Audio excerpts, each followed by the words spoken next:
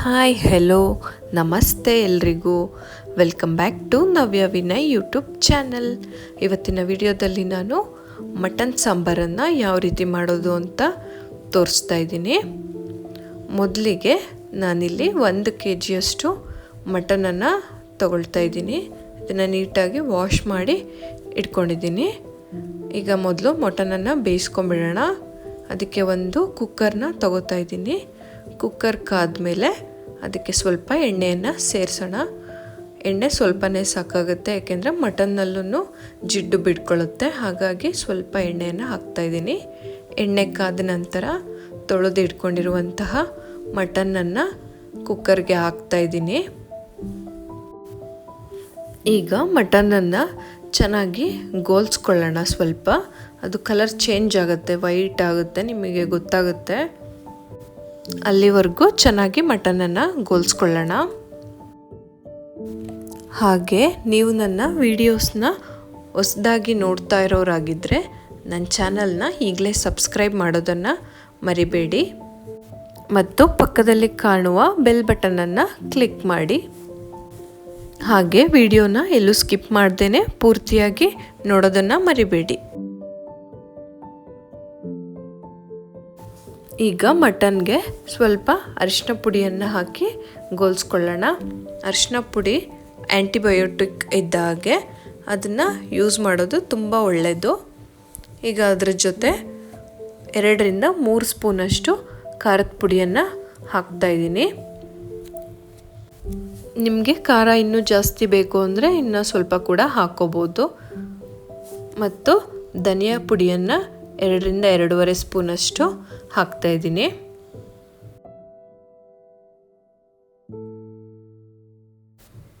ಈಗ ಖಾರದ ಜೊತೆ ಮತ್ತೆ ಮಟನನ್ನು ಚೆನ್ನಾಗಿ ಗೋಲ್ಸ್ಕೊಳ್ಳೋಣ.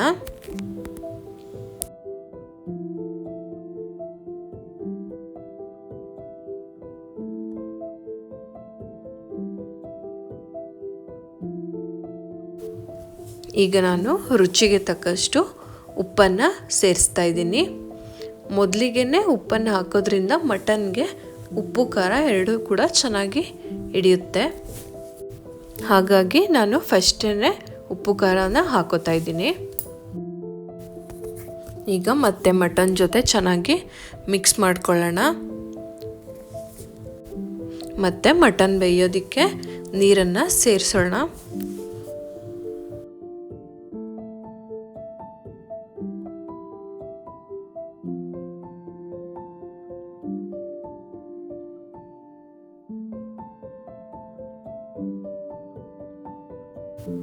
ನಾನಿಲ್ಲಿ ಮಟನ್ ಮುಳುಗುವಷ್ಟು ನೀರನ್ನು ಹಾಕಿದ್ದೀನಿ. 1-2 ವಿಸಲನ್ನು ಹಾಕ್ಸೋಣ. ಮಟನ್ ಬೇಯೋ ಅಷ್ಟರಲ್ಲಿ ಮಸಾಲೆಗೆ ರೆಡಿ ಮಾಡ್ಕೊಳ್ಳೋಣ. ನಾನಿಲ್ಲಿ 3 ಈರುಳ್ಳಿನ ದಪ್ಪದಾಗಿ ಕಟ್ ಮಾಡಿ ಇಟ್ಕೊಂಡಿದ್ದೀನಿ.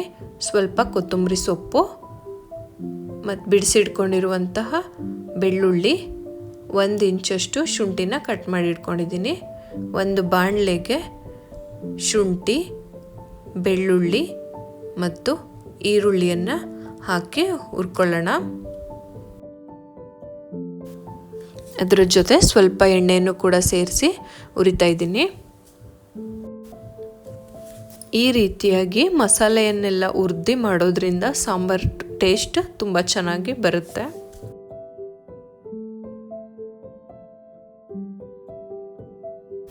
ನೋಡಿ, ಈರುಳ್ಳಿ, ಬೆಳ್ಳುಳ್ಳಿ, ಶುಂಠಿ ಎಲ್ಲ ಚೆನ್ನಾಗಿ ರೋಸ್ಟ್ ಆಗಿದೆ. ಈಗ ಅದ್ರ ಜೊತೆ ತೊಳೆದಿಟ್ಕೊಂಡಿರುವಂತಹ ಕೊತ್ತಂಬರಿ ಸೊಪ್ಪನ್ನು ಕೂಡ ಹಾಕಿ ಸ್ವಲ್ಪ ಲೈಟಾಗಿ ರೋಸ್ಟ್ ಮಾಡ್ಕೊಳ್ಳೋಣ.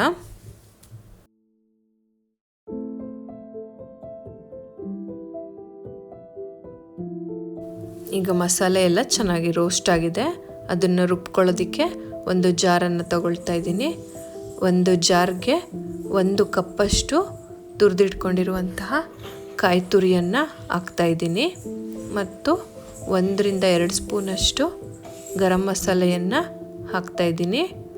ಮತ್ತು ಹುರಿದಿಟ್ಕೊಂಡಿರುವಂತಹ ಈರುಳ್ಳಿ, ಶುಂಠಿ, ಬೆಳ್ಳುಳ್ಳಿ ಮತ್ತು ಕೊತ್ತಂಬರಿ ಸೊಪ್ಪನ್ನು ಕೂಡ ಅದೇ ಜಾರ್ಗೆ ಹಾಕ್ತಾಯಿದ್ದೀನಿ. ಈಗ ಈ ಮಸಾಲೆಯನ್ನು ರುಬ್ಬಿ ರೆಡಿ ಮಾಡ್ಕೊಳ್ತೀನಿ.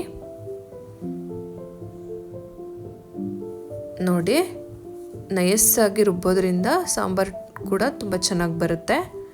ಮಟನ್ ಬೆಂದಿದೆಯಾ ನೋಡೋಣ ಬನ್ನಿ. 2 ವಿಸಲ್ ಹಾಕ್ಸಿದ್ದೆ ನೋಡಿ. ಮಟನ್ ಕೂಡ ಚೆನ್ನಾಗಿ ಬೆಂದಿದೆ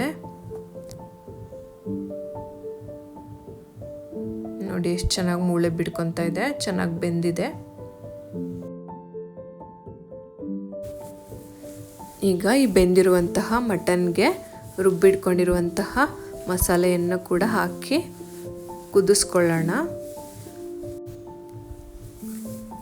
ನೋಡಿ. ಪೂರ್ತಿ ಮಸಾಲೆನ ಹಾಕಿ ಚೆನ್ನಾಗಿ ಮಿಕ್ಸ್ ಮಾಡ್ಕೊಳ್ಳಿ. ನಿಮಗೆ ನೀರು ಇನ್ನೂ ಬೇಕು ಅಂದರೆ ಹಾಕ್ಕೊಳ್ಳಿ. ನಿಮಗೆ ಕನ್ಸಿಸ್ಟೆನ್ಸಿ ಯಾವ ರೀತಿ ಬೇಕೋ ನೋಡಿ ನೀರನ್ನು ಆ್ಯಡ್ ಮಾಡ್ಕೋಬೇಕು. ಮತ್ತು ಮಟನ್ ಆಲ್ರೆಡಿ ಚೆನ್ನಾಗಿ ಬೆಂದಿರೋದ್ರಿಂದ ಒಂದು ಕುದಿ ಚೆನ್ನಾಗಿ ಕುದ್ರೆ ಸಾಕು.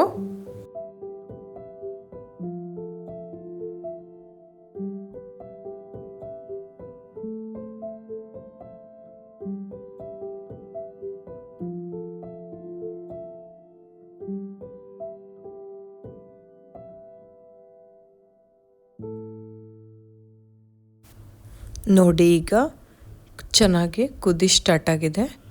ನೊರೆ ಎಲ್ಲ ಚೆನ್ನಾಗಿ ಕ್ಲಿಯರ್ ಆಗಬೇಕು ನೋಡಿ. ನೊರೆ ಎಲ್ಲ ಕ್ಲಿಯರ್ ಆಗಿದೆ. ಸ್ವಲ್ಪ ಬತ್ತೋದ್ರಿಂದ ಸಾಂಬಾರು ಕೂಡ ರುಚಿ ಚೆನ್ನಾಗಿ ಬರುತ್ತೆ. ನಾಟಿ ಶೈಲಿಯ ಮಟನ್ ಸಾಂಬಾರು ರೆಡಿಯಾಗಿದೆ. ನಿಮಗೆ ಈ ವಿಡಿಯೋ ಇಷ್ಟ ಆಗಿದ್ದರೆ ನೀವು ಈ ರೆಸಿಪಿಯನ್ನು ಟ್ರೈ ಮಾಡಿ ಹೇಗೆ ಬಂತು ಅಂತ ಕಮೆಂಟ್ ಮೂಲಕ ತಿಳಿಸೋದನ್ನು ಮರಿಬೇಡಿ. ಇದನ್ನು ನೀವು ಮುದ್ದೆ, ರೊಟ್ಟಿ, ಚಪಾತಿ ಎಲ್ಲದ್ರ ಜೊತೆನೂ ಕೂಡ ಸೇವಿಸ್ಬೋದು. Thank you. Bye bye.